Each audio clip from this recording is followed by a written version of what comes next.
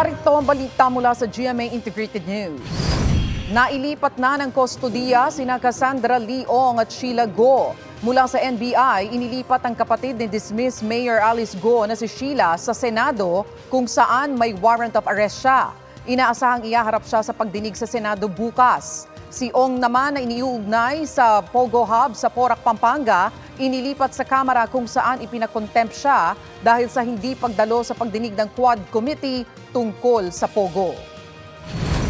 Narito naman ang iba pang balitang binabantayan ng GMA Integrated News. 2 lalaking taga-NCR kumpirmadong mga bagong kaso ng Mpox.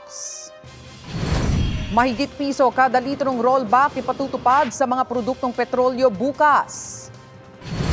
At sa 24 oras, ang pinsalang tinamo ng barko ng BIFAR mula sa mga pagbangga at pambobomba ng tubig ng mga barko ng China sa West Philippine Sea.